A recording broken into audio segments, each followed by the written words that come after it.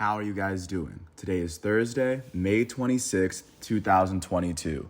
I'm James Sims, and for this episode of The Elite, I'm going to review yesterday's Elite matchups and performances from Wednesday, May 25th, and of course, I'm going to preview everything that's going on today. But before I do so, I'm going to take a quick step back and look at where we are in the calendar year. Starting first, we are in the NFL offseason, as the NFL will not pick up for a few months. In the NBA, there are 4 teams left in the playoffs that are competing for the 2022 NBA title. As now the Miami Heat are facing elimination following yesterday's game. They are one of 2 teams facing elimination at this moment. In the NHL playoffs, there are now 7 teams that are left after the only team that advanced to the conference final round was the Tampa Bay Lightning. Right now, the only team the 2 teams that are facing elimination are the St. Louis Blues and the Edmonton Oilers. And then, of course, taking a look at what's going on with baseball, we are in about the second month of an MLB season that's going to be going till October. And not to mention that with soccer, this weekend should mark the Champions League final and the end of this European season for all the clubs. With that said, starting in the NBA, in the Eastern Conference Finals, yesterday was Game 5. Coming into this matchup, of course, the series was tied at 2. After the Celtics had won Game 4 at home, they would go on to win Game 5 in Miami. It's 93-80 to take a 3-2 series lead as they came back from being down 2-1. They would win this game by 13 over the Heat after they outscored the Heat by 16 points in the third quarter. That was the difference. On the losing end of this matchup, the hometown top seed in the East, Miami Heat, will go on to be led in scoring by their starting center out of Kentucky, Bam Adebayo. Adebayo finished with 18 points and 10 rebounds in 38 minutes. He shot 8 for 15 from the field, and he made both of his free throws on the night. Their point guard off the bench, Gabe Vincent, finished with 15 points in 23 minutes. Their elite starting small forward, Jimmy Butler, finished with 13 points, 6 rebounds, 4 assists, and 2 steals in 40 minutes. He shot 4 for 18 from the field, 1 for 5 from 3, and he made all 4 of his free throws. Their shooting guard off the bench, Duncan Robinson, finished with 11 points in 28 minutes. On the winning end of this matchup, the 2-seed Boston Celtics were led in scoring by their starting shooting guard, Jaylen Brown. Jaylen Brown finished with 25 points in 40 minutes. He shot 10 for 19 from the field and 5 for 9 from 3. Their elite starting small forward, Jason Tatum, out of Duke, finished with 22 points, 12 rebounds, and 9 assists, as well as 5 turnovers in 44 minutes. He shot 7 for 20 from the field. He will go on to shoot 2 for 8 from 3 and 6 for 8 from the free throw line. Their starting center out of Florida, Al Horford, finished with 16 points, 7 rebounds, and 5 assists, as well as 2 blocks in 39 minutes. And then their point guard off the bench, Derek White, would finish with 14 points, 5 assists, and 2 steals in 29 minutes. With this win, the 2-seed Boston Celtics would now lead this series 3-2. With one more win, they advance to the NBA Finals, as they have to win either Game 6 at home or Game 7 in Miami. On the other side, trailing 3-2, the Miami Heat have to win this game. The Miami Heat have to win Games 6 and 7 if they want to be the team that advances to the NBA Finals out of the East. Taking a look at what's going on today, today should be Games 5 in the Western Conference, as the Warriors now currently lead the Mavericks, the 4-seed in the West, 3-1 in the series after the Warriors won the first 3 games of the series.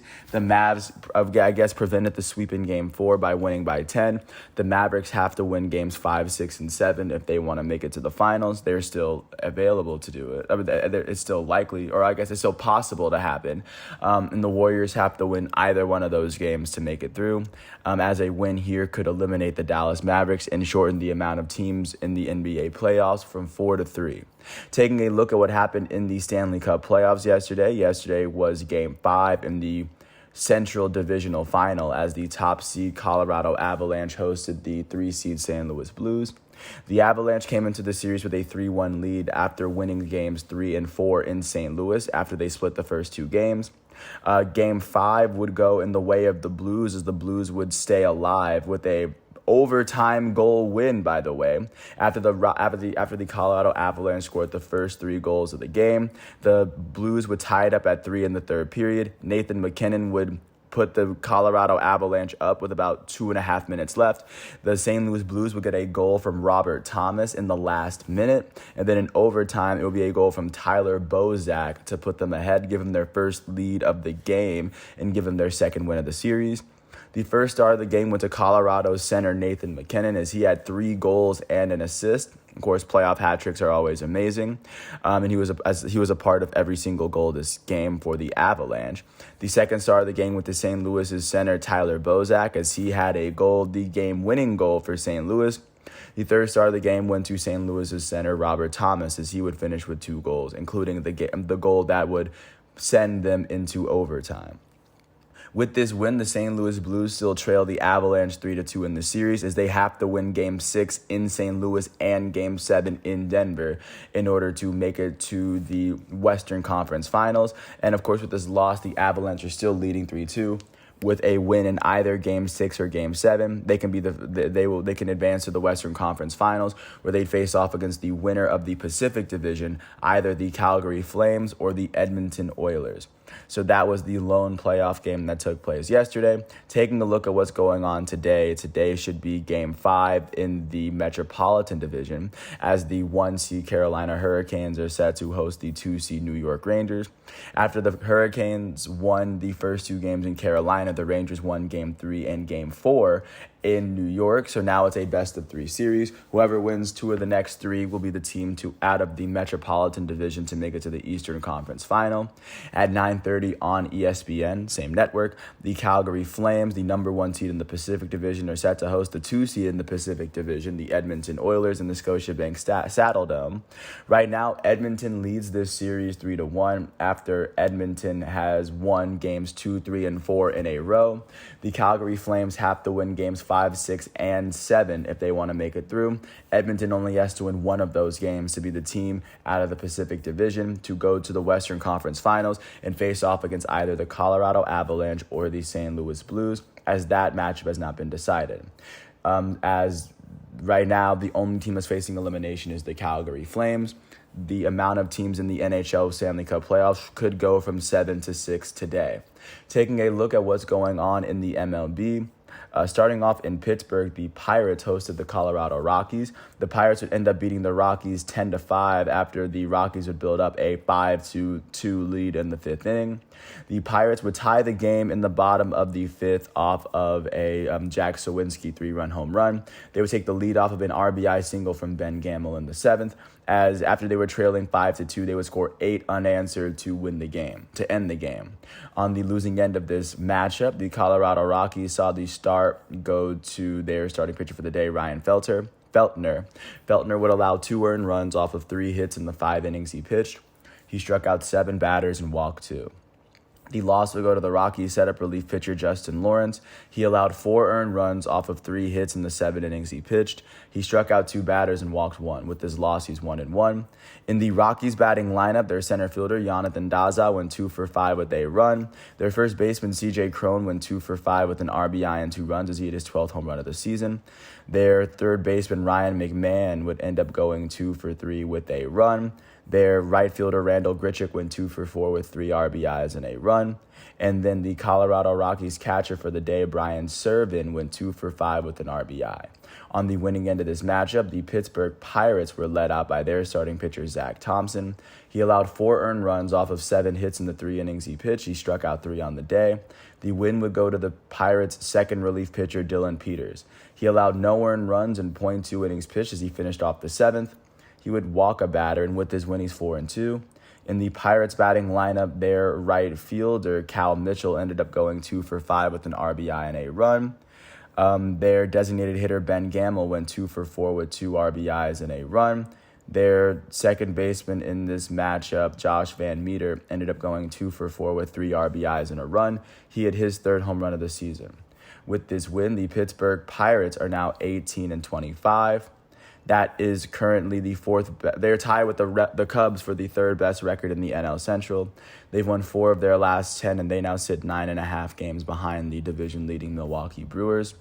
With this loss, the Colorado Rockies are now 20-23.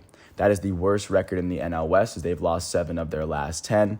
They are now sitting 9 games behind the division-leading LA Dodgers, who sit on top of the National League as a whole. Taking a look at what happened in Minneapolis, the Minnesota Twins hosted the Detroit Tigers. After the Twins would, of course, score their 2 runs in the bottom of the 4th, the Tigers would go on to come back from behind, score 4 unanswered, and then beat them in extra innings. They would tie the game off of Harold Castro's second home run of the game in the 8th, and then it would be Jeimer Candelario's 2-run home run in the 10th. That would be the difference. On the losing end of this matchup, the hometown Minnesota Twins would see the start go to their starting pitcher Dylan Bundy. Bundy allowed 1 earned run off of 5 hits in the 5.2 innings he pitched. He would strike out 6 batters and walk 1. The loss would end up going to the Twins' closer for the day, Trevor Megill. He allowed 2 runs off of a hit in the 10th inning as he struck out a batter. With this loss, Megill is 0-1. In the Twins' batting lineup, their elite shortstop, Carlos Correa, went 2 for 5. Their left fielder, Trevor Larnach, would end up going 2 for 3 with 2 RBIs and a run. On the winning end of this matchup, the Detroit Tigers saw the start go to their starting pitcher for the day, Rony Garcia. Garcia allowed 2 earned runs off of 3 hits in the 4 innings he pitched. He struck out 5 batters and walked 2. The win would go to the Tigers' 4th relief pitcher of the day. Alex Lang would allow no earned runs off of 1 hit as he pitched .2 innings to finish off the 9th. He would strike out a batter, and with this win, he's now 1-1. The save would go to the Tigers' closer for the day, Andrew Chafin, as he allowed no earned runs as he pitched the last .2 innings of the game. He would strike out a batter, and with this save, he now has 1 on the year. In the Tigers' batting lineup, their shortstop, Harold Castro, went 3 for 4 with 2 RBIs and 2 runs. He would go on to hit his 2nd and 3rd home runs of the season. And then their left fielder, Willie Castro, would end up going 2 for 5. Their center fielder, Derek Hill, would end up going 2 for 3. With this win, the Detroit Tigers are 15-28. That is currently the 4th best record in the American League Central, as they've won 5 of their last 10. They are sitting 11.5 games behind the division-leading Minnesota Twins. With this loss, the Minnesota Twins are 27-17. That is the best record in the AL Central. They've lost 2 of their last 10 games, and they now sit 4.5 games ahead of the second-place Chicago White Sox in their division. Right now, they're holding on to the 3rd best record in the American League, behind the Yankees out east and the Astros out west. Taking a look at what happened in the Bay Area, the San Francisco Giants hosted the NL East leading New York Mets. The Giants would go on to beat the Mets 9-3 after scoring 5 runs in the first and 2 in the second.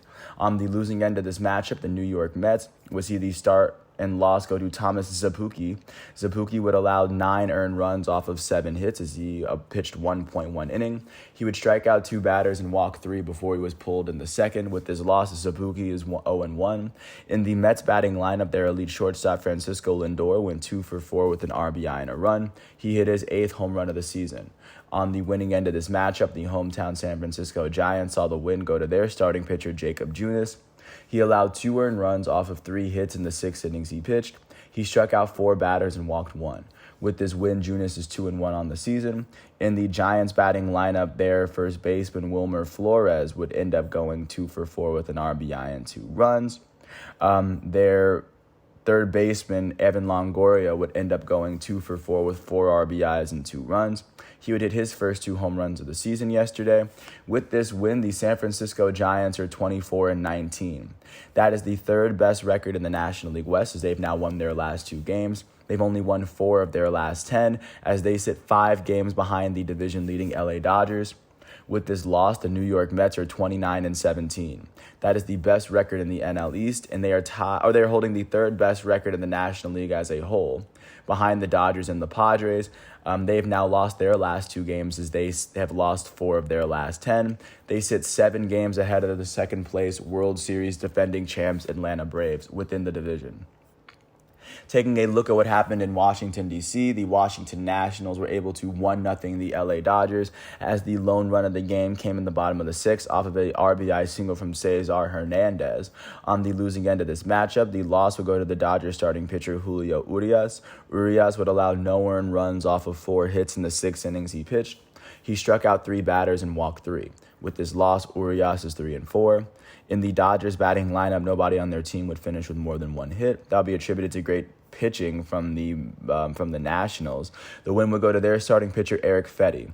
Fedde allowed no earned runs off of 4 hits in the 6 innings he pitched. He would strike out 6 and then walk 1, as with his win he's 3-3. The save would go to the Nats closer, Tanner Rainey, as he allowed no earned runs and only 1 hit in the 9th inning. He would walk a batter, as with his save he now has 4. In the Nats batting lineup, their elite designated hitter Nelson Cruz was the only player on both sides who had a multi-hit game, as he went 2 for 3. With this win, the Washington Nationals are 15-30.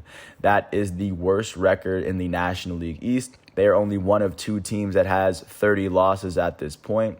They've won 3 of their last 10 games, and they now sit 13.5 games behind the division-leading New York Mets. With this loss, the LA Dodgers are 29-14. That is the best record in the National League West. That is also the best record in the National League. They've only lost 2 of their last 10 games. They sit a game and a half ahead of the second place San Diego Padres within their division. Taking a look at what happened in Seattle now, the Mariners hosted the Oakland Athletics. The Athletics would end up beating the Mariners 4-2 after scoring the first 3 runs of the game, not even really giving the Mariners a chance to take a lead. On the losing end of this matchup, the hometown Seattle Mariners were led by the reigning American League Cy Young winner, Robbie Ray. Ray allowed 3 earned runs off of 7 hits in the 6 innings he pitched. He would strike out 10 batters and he would walk 1. With this loss, Robbie Ray is 4-5. In the Mariners batting lineup, their shortstop, J.P. Crawford, went 2 for 4. On the winning end of this matchup, the Oakland Athletics saw the win go to their starting pitcher, Paul Blackburn. Blackburn allowed no earned runs and only 1 hit in the 5.1 innings he pitched. He would strike out 2 batters and walk 5, as with this win, he's now 5-0. The save would go to the Athletics closer, Danny Jimenez, as Jimenez allowed no earned runs in the 9th. He would go on to he would pick up his 10th save of the year. In the A's batting lineup, their shortstop Elvis Andrus went 2 for 4 with 2 RBIs and a run. He hit his 3rd home run of the season. Their first baseman Seth Brown went 2 for 3 with an RBI and 2 runs, as he hit his 5th home run of the year. The A's right fielder Luis Barrera would end up going 2 for 4 with an RBI. With this win, the Athletics are now 19-27. That is the 4th best record in the American League West. They've won their last 2 games and they've won 4 of their last 10. They now sit 10.5 games behind the division-leading Houston Astros. With this loss, the Seattle Mariners are now 18-27. That is the worst record in the American League West, as they've now lost their last 2 games and they've lost 8 of their last 10.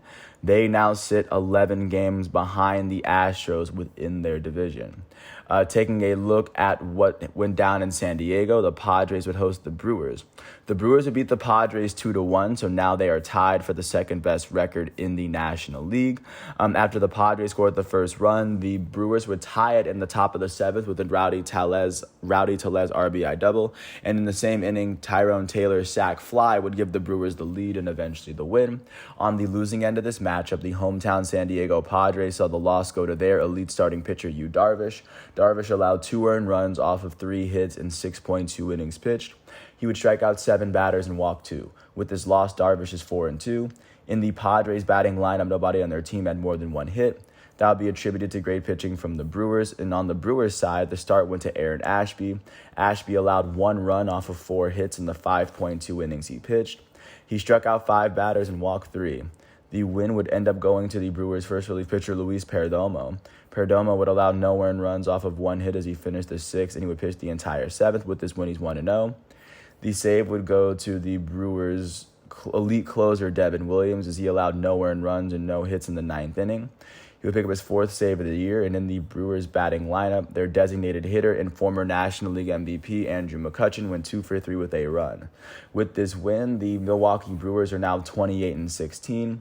That is the best record in the National League Central, tied with the Padres for the 2nd best in the National League, record-wise, or win percentage-wise. The Brewers have now won their last 2 games, and they have now won 7 of their last 10.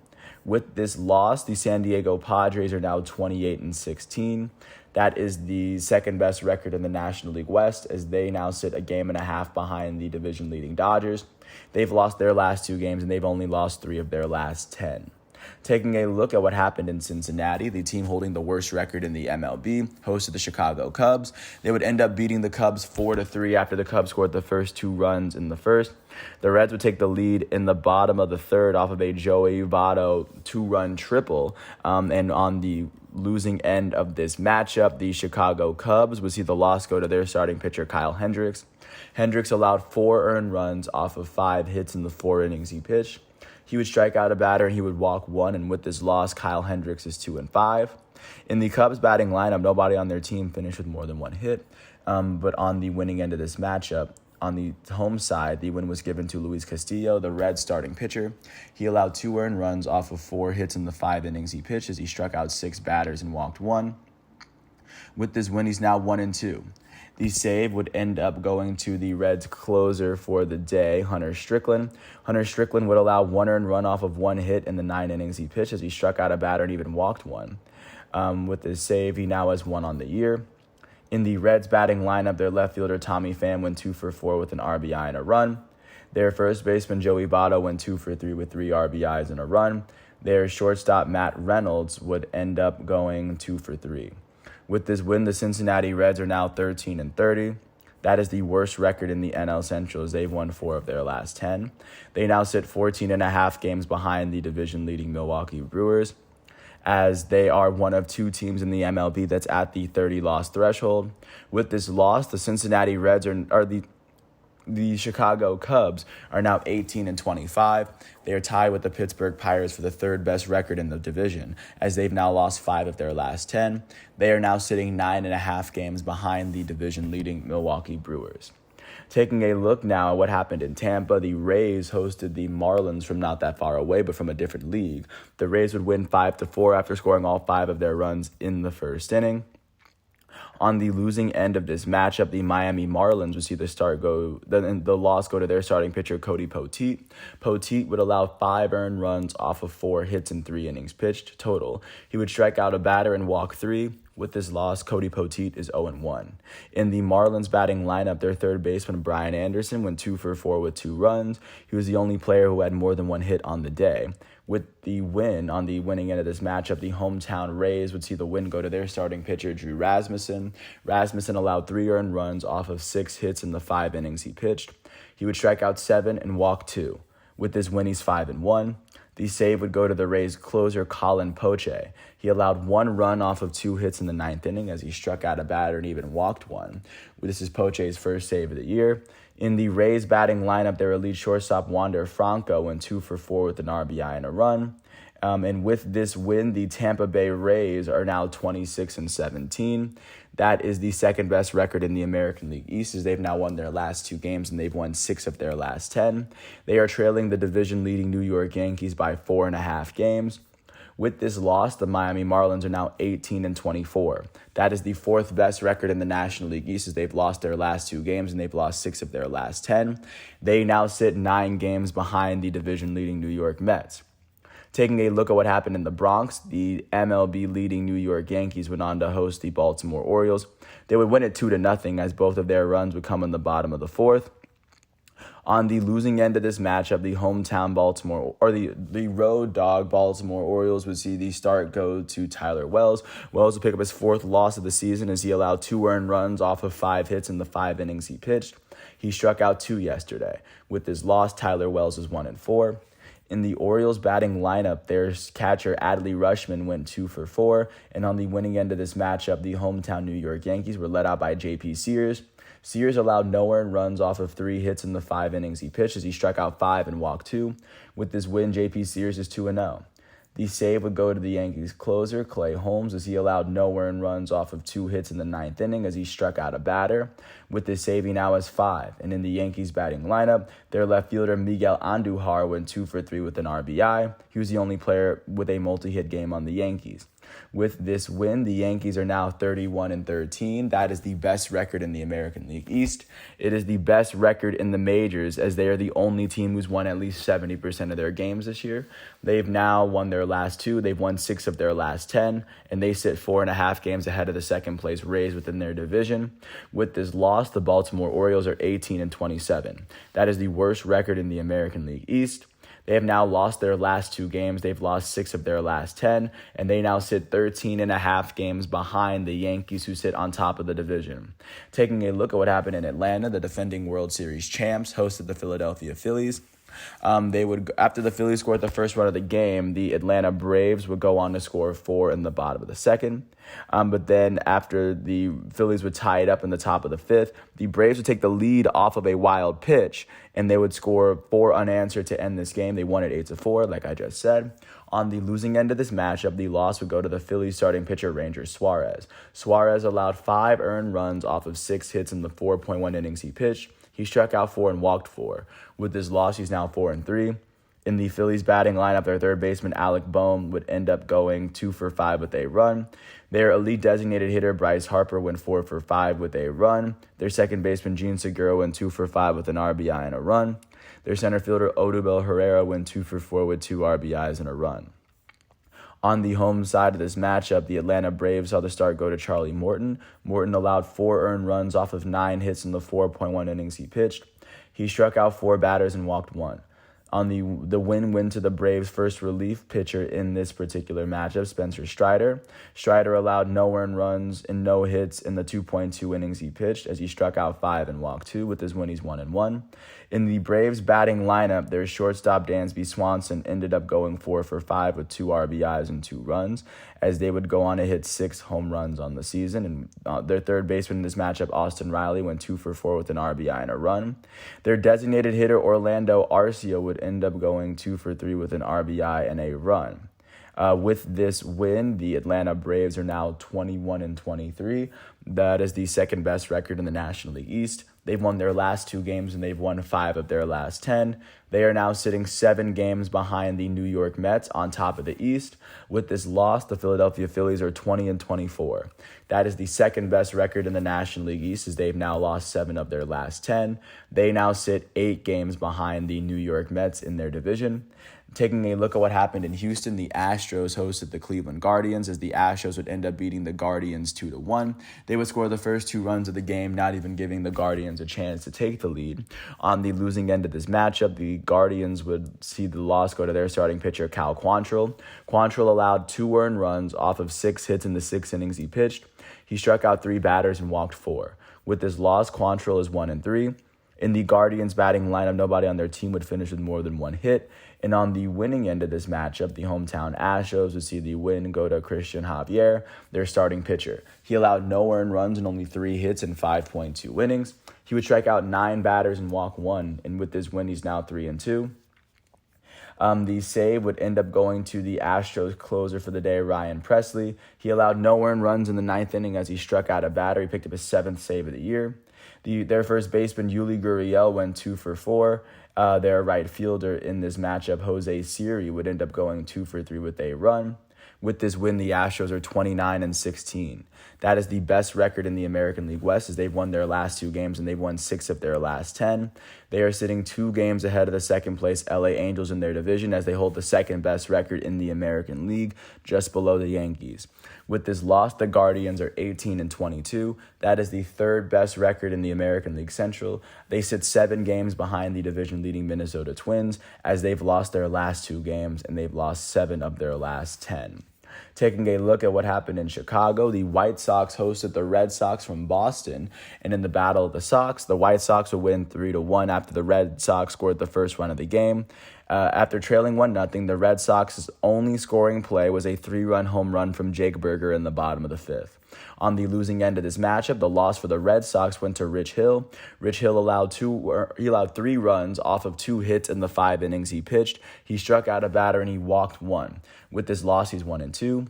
In their batting lineup, their elite designated hitter, J.D. Martinez, was the only player with more than 1 hit, as he went 2 for 3 with a run. He was the only player all game with a multi-hit game.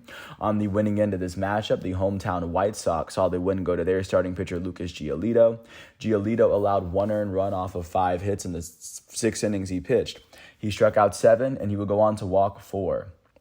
With this win, he's now 3-1. The save would go to the White Sox elite closer, Liam Hendriks, as he allowed no earned runs and no hit in the 1.1 innings he pitched. He would strike out a batter and walk 2, and he picked up his 14th save of the year. Their designated hitter, Jake Burger, went 1 for 3 as his 3-run home run to give them the win was his 3rd home run of the year. On the winning end of this matchup, the White Sox are now 22-21. That is the second best record in the AL Central. They've won 6 of their last 10 games. They now sit 4.5 games behind the Twins, sitting at the top of their division. With this loss, the Boston Red Sox are 20-23. That is the 4th best record in the American League East. They've now lost 3 of their last 10 games, and they now sit 10.5 games behind the division-leading New York Yankees. And last but not least, taking a look at what happened in Anaheim, not far from Disneyland, the LA Angels would host the Texas Rangers. The Rangers would end up beating the Angels 7-2. They would break their 1-1 tie in the 3rd inning off of a Mitch Garver solo home run, and then Cole Calhoun would hit a home run himself. After that first inning, after the Angels scored their first run, the Rangers would go on a 6-1 run to close the game. They scored 6 unanswered as the Angels would score the last run of the game. On the losing end of this matchup, the hometown LA Angels saw the loss go to their starting pitcher, Reed Detmers. Detmers allowed 5 earned runs off of 5 hits in the 6 innings he pitched. He struck out 3 and he walked 1. With this loss, Detmers is 2-2. In the Angels batting lineup, their elite third baseman Anthony Rendon went 2 for 3 with an RBI. On the winning end of this matchup, the Texas Rangers win to their starting pitcher Glenn Otto. Otto allowed 1 earned run off of 3 hits in the 5 innings he pitched. He struck out 7 and he walked 2. With this win, he's now 2-2. In the Rangers batting lineup, their elite second baseman Marcus Semien went 2 for 4 with an RBI and a run. He would hit his first triple of the year. Their right fielder Cole Calhoun went 3 for 4 with 2 RBIs and 3 runs. He hit his 7th home run of the year. And then he was 1 triple shy of the cycle. With this win, the Texas Rangers are now 19-23. That is the 3rd best record in the American League West, as they've now won 6 of their last 10. They now sit 8.5 games behind the division-leading Houston Astros. With this loss, the Angels are now 27-18. That is the 2nd best record in the AL West, as they sit 2 games behind the Astros. They've lost 5 of their last 10. Those are the games from yesterday, and taking a look at what is going on today. As today is Thursday, starting, of course, from the top, looking at what is going to transpire today.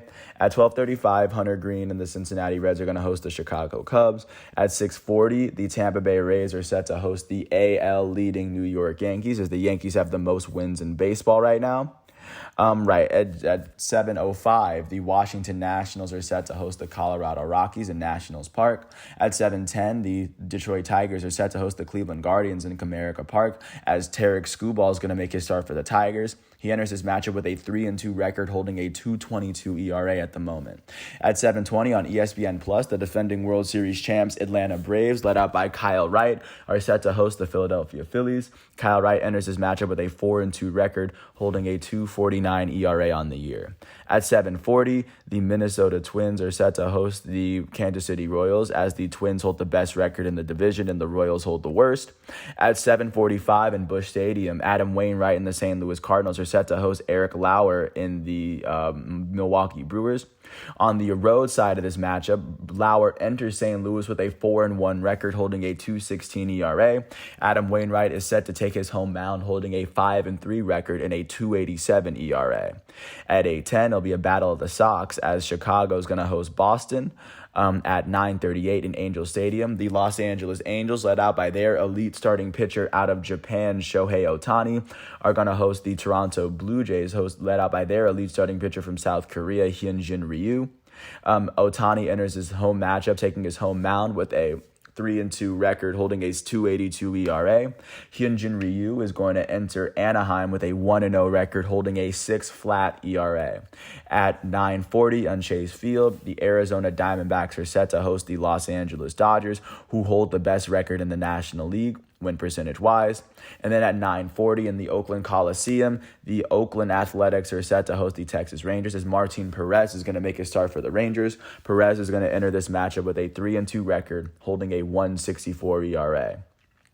Taking a look at what happened with soccer, yesterday was the UEFA Europa Conference League final as AS Roma was able to give Jose Mourinho yet another trophy. But in terms of the big matchups, the big matchup coming up is still going to be Saturday as the Champions League final. We'll see Liverpool from England, who finished as the English runners-up this year, face off against Real Madrid, this year's La Liga champions. And of course, we're going to inch through it day by day, one day at a time. And I do want to thank the ESPN, NBA, NHL, and FIFA sites and MLB for giving me all the figures that I need, because I wouldn't be able to do this by myself. And I want to apologize for the names that I butchered, because I do plan on getting them. I do plan on getting better with those. And I do appreciate your patience, as of course with everything that's going on. I know I'm really far behind, but I'm really trying to stay in this, and I will catch up. Thanks for listening to this piece. I hope all is well, and I'll catch you with more tomorrow. And I think I have an episode right after this. So peace out.